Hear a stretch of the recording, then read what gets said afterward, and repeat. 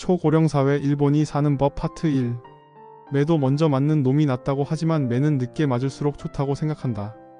그만큼 준비할 시간을 벌 수 있으니 말이다. 타산지석은 가장 효과적인 교육 방법이다. 큰 사회적 문제 같은 상황을 직접 경험하지 않고 이웃 나라에서 발생한 상황을 살펴보고 우리에게 동일한 상황이 발생하면 슬기롭게 대처하는 것이 타산지석의 이점일 것이다. 이웃 나라 일본은 세계에서 가장 고령 인구가 많은 국가이다. 일본의 뒤를 우리도 바짝 따라가고 있다. 그런 상황이기에 현대 일본에서 행해지는 노인 관련 정책들과 사업들을 살펴봄으로써 우리에게 곧 다가올 고령화 시대를 잘 맞이할 수 있으리라 생각한다. 2025년이 되면 일본에는 75세가 되는 인구가 폭발적으로 늘어 2천만 명을 넘어선다고 한다. 우리나라도 베이비 부머 세대가 75세가 되는 시기이기도 하다. 일본에서 어떻게 고령 인구들을 케어하고 새로운 뉴노멀을 준비하고 있는지 살펴보고 우리에게 적용할 수 있는 것들이 있는지 알아보는 좋은 기회가 될 듯하다.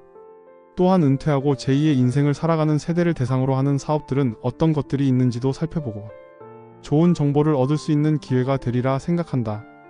이 책은 4개의 파트로 구성되어 있다. 먼저 1부에서는 초고령 사회의 신풍경을 담고 있다. 2부에서는 예전과 다르게 활동적인 액티스 시니어를 다루고 있다.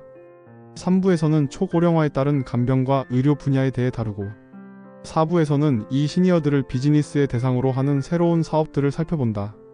반려동물의 고령화와 산업. 반려동물이 고령화되면 어떤 일들이 생길까? 사람과 비교하긴 뭐하지만 인간 세계에서 나타나는 문제들이 반려동물 세계에서도 흡사하게 나타난다. 반려견도 나이를 먹으면 치매가 발병한다. 길거리를 배회하거나 밤중에 끊임없이 울부짖기도 한다.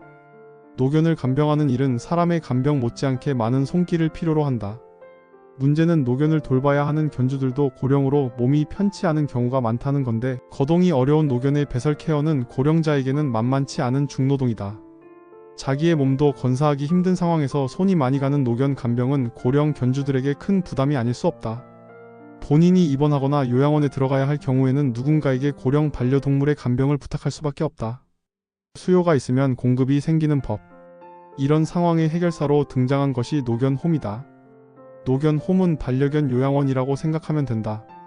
요양원에 전문 요양보호사가 있는 것처럼 노견홈에는 동물 간호사나 노견 전문 동물 요양사가 상주하면서 늙은 반려견을 24시간 간병 수발한다. 노견홈은 최근 빠르게 증가하면서 현재 일본 전국에 200여 곳 정도가 운영되고 있다. 요양원에 간병 및 재활 프로그램이 있는 것처럼 반려동물 요양원에도 아침 기상부터 산보, 식사 등 시간별로 정해진 프로그램이 운영된다.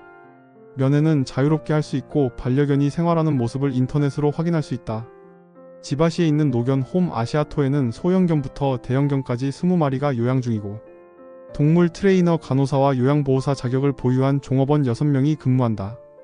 당직표를 짜 24시간 대응 체제를 갖추고 있으며 제휴 동물병원 원장이 정기적으로 왕진하기도 한다. 구마모토현 키쿠치시의 노견홈인 노견홈톱에는 40마리의 반려견이 돌봄을 받고 있다.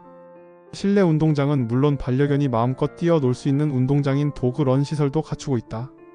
시설에서의 면회는 자유이고 유료이지만 자택에서의 온라인 면회 서비스도 제공하고 있다. 인터넷 블로그에 반려견들이 생활하는 모습을 수시로 게재하고 일정 기간의 생활상을 앨범 파일로 만들어 주인에게 보내주기도 한다. 노견홈의 입소 형태는 6개월에서 1년 등 장기 입소와 사망 때까지 봐주는 종신 입소가 있다. 그런데 요금이 만만치 않다. 시설마다 다르기는 하지만 종신 간병의 경우 연간 30만에서 160만 엔 수준이며 평균 50만 엔대 중반 정도이다. 도심 지역이 비싼 편이며 교외 지역의 노견홈은 도그런같이 반려견이 운동으로 스트레스를 발산할 수 있는 환경이 잘 되어 있어 일부러 교외를 찾는 주인들도 늘어나고 있다고 한다. 일부 노견홈은 시설 간병에서 한 발 나아가 방문 간병 서비스까지 하고 있다. 펫케어는 일본 최초로 전문 동물 간호사나 펫시터를 파견해 반려동물 재택 간병 서비스를 제공하는 회사이다. 고객 대부분이 60세 전후 여성으로 부모 간병이나 가사일 등으로 반려동물을 돌볼 수 없는 상황에서 서비스를 이용하고 있다. 방문 서비스는 주인이 없는 빈집에서 서비스하는 특성 때문에 안전과 보안이 필수적이다. 이 같은 염려에 대응하기 위해 펫케어는 100% 여성 동물 간호사를 파견해 고객이 안심하고 이용할 수 있도록 하고 있다. 또 동물 간호사나 펫시터는 머리에 소형 카메라를 부착해 방문 서비스 상황을 온라인으로 실시간 제공하고 있다.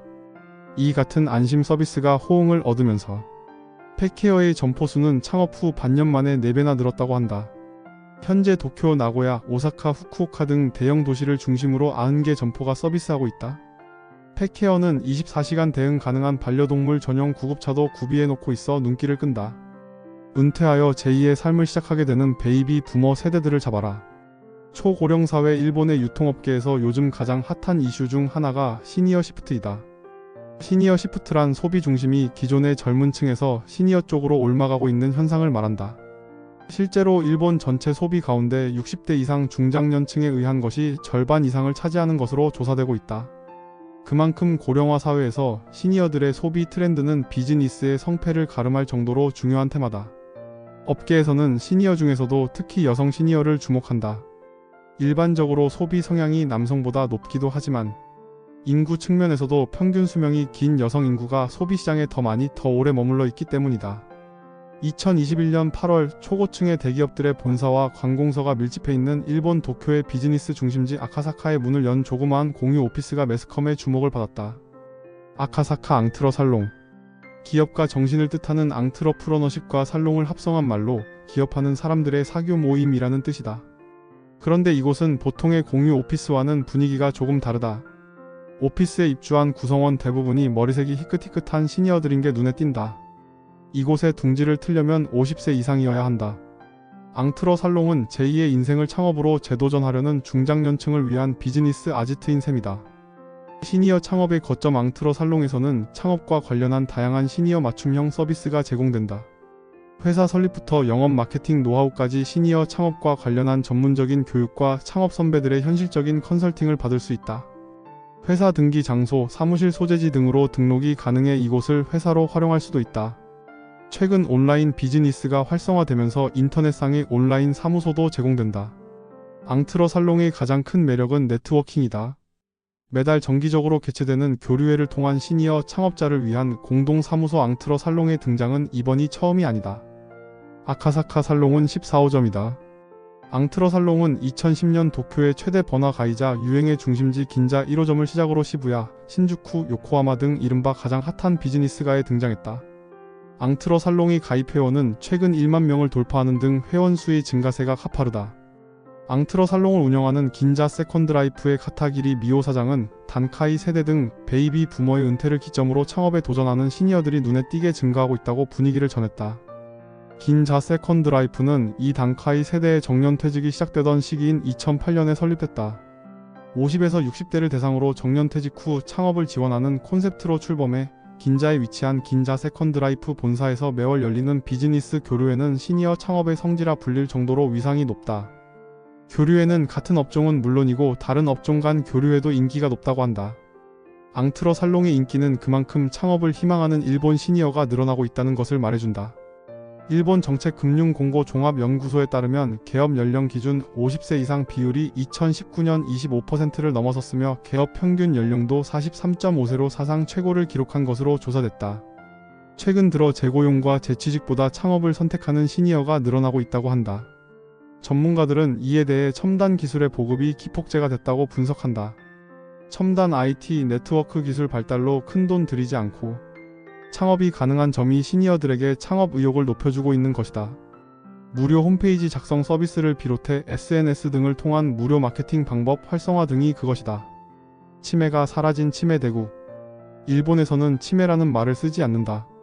국민적 합의를 거쳐 2004년부터 정부 공식 용어에서 추방됐다. 치매라는 말이 갖는 부정적인 어감 때문에 치매 환자들이 차별적 대우를 받는 원인이 되고 있다는 이유에서이다. 국민 공모를 통해 인지증이 치매를 대체하는 공식 용어로 선정됐고 이후 정부와 시민들의 노력에 힘입어 인지증이라는 말이 정착됐다. 일본에서 인지증은 감추고 싶은 가족의 질병이 아닌 주변에서 흔히 볼 수 있는 노인성 질환으로 받아들여지고 있다. 지역 곳곳에 있는 인지증 카페에서는 치매 환자 본인 및 가족뿐만 아니라 일반인도 함께하면서 대화를 나누고 스타벅스와 같은 유명 커피 체인점에서도 정기적으로 인지증 카페 이벤트를 열기도 한다. 인지증에 대한 기본 연수를 이수한 인지증 서포터즈가 2017년에 1000만 명을 넘어섰고 편의점 등 일반 마트의 직원들도 인지증 환자의 접객 노하우를 몸에 익힐 정도다. 인지증 환자가 세차 등과 같은 단순한 노동을 통해 사회 구성원으로 일하고 최근에는 인지증이 있는 고령자들이 스포츠 동호회를 만들어 각종 운동을 즐기는 모습도 쉽게 찾아볼 수 있다. 일본에서 이처럼 인지증의 일상화가 실현되고 있는 것은 치매에서 인지증으로의 용어 전환이 큰 역할을 했다는 평가다. 고령 인구의 증가와 비례하여 증가하는 치매 환자. 2007년 일본의 한 지방 도시에서 고령의 치매 환자가 기차선로에서 배회하다 열차에 치여 사망하는 사고가 발생했다. 사고 후 해당 철도 회사인 JR도카이는 사망한 치매 노인의 가족에게 사고에 따른 대체 소송 비용 720만 엔을 배상할 것을 요구했다. 이 소송은 치매 환자 사고의 책임에 대한 논쟁으로 일본 사회를 들끓게 했다. 재판에 초미의 관심이 쏠린 가운데 1심 재판부는 치매 노인의 부인과 장남에게 배상액 전부를 지불하라며 철도 회사 측에 손을 들어주었다. 2심 판결도 배상액을 절반으로 줄이기는 했지만 역시 가족에게 배상의 책임이 있다고 판결했다. 이에 치매 환자 가족협회는 치매 환자를 감금해두라는 거냐며 거세게 반발했고 찬반 주장은 팽팽히 맞섰다. 약 10년에 걸친 지루한 공방이 이어진 후인 2016년 드디어 대법원의 판결이 내려졌다. JR도카이의 손해배상 청구를 기각한다. 일본 최고재판소는 1, 2심 판결을 뒤집고 치매 환자 가족의 손을 들어줬다. 단순히 동거 가족이기 때문에 장남이니까라는 등 단편적인 책임 추궁을 인정할 수 없다는 게 판결의 이유였다. 재판부는 그러면서도 배상의 의무는 동거 유무, 친족관계, 간호 및 간병의 상황을 종합적으로 판단해야 한다고 판시했다. 이 판결은 치매에 대한 사회적 책임을 강조하는 것이라고 할 수 있다. 그렇다고 치매 환자에 대한 가족의 관리 책임을 면제해준 것은 아니었다. 판결 이후 일본에서는 오히려 치매 사고로 떠안게 될 배상 책임을 걱정하는 목소리가 커졌고 보험사들은 치매 사고 배상과 관련한 상품을 내놓기 시작했다. 도쿄 해상일동 화재 보험은 2017년 12월 보험업계에서는 처음으로 보상 범위를 치매 환자의 가족까지 확대 적용하는 보험 상품을 출시했다. 기존 보험은 치매 환자가 부담해야 할 배상에 한정하고 자녀 또는 가족의 보호 의무 소홀로 인한 배상 책임에 대해서는 보장해주지 않았다. 치매 환자가 선로에 들어와 열차 운행이 중단되거나 지연될 경우 발생하는 손해까지 보상해주는 상품도 등장했다. 일부 지자체들은 치매 사고 배상금을 공적 자금으로 지원하는 제도를 도입하기에 이르렀다. 아이치현 오부시는 2018년 6월부터 치매 환자나 가족들을 위해 개인 배상 책임 보험을 대신 들어주는 제도를 시행했다. 1인당 연간 2,000엔인 보험료를 시가 모두 부담하는데 치매 환자는 최대 1억엔까지 배상받을 수 있다. 오부시는 2006년 치매 환자가 열차에 치이는 사고가 난 곳이다. 사고 이후인 2009년 치매 사고 불안이 없는 지역 만들기 특별 조례를 만들어 지역의 행방불명자에 대한 대책을 강화했으며 따뜻한 지킴이 네트워크를 통해 치매 예방과 무사고를 위해 힘을 쏟고 있다. 민간 보험을 활용하지 않고 공적 자금으로 치매 관련 배상금을 직접 지원해주는 지자체도 있다. 고베시는 같은 해 3월 치매 사고로 인해 환자 본인이나 가족이 손해배상 소송을 당할 경우 배상금을 대신 지급해주는 조례를 제정했다. 지자체가 공적 자금을 동원해 치매 환자의 가족을 지원해주기로 한 것은 고베시가 처음이다. 치매 환자가 일으킨 사고의 배상 책임뿐 아니라 치매 환자 때문에 피해를 본 주민도 보조금 지원 대상에 포함한다고 한다. 시는 지원금 재원 마련을 위해 일정 정도의 세금을 초과 부과하도록 했다. 2025년이면 일본의 치매 인구는 730만 명에 이를 것으로 추산된다.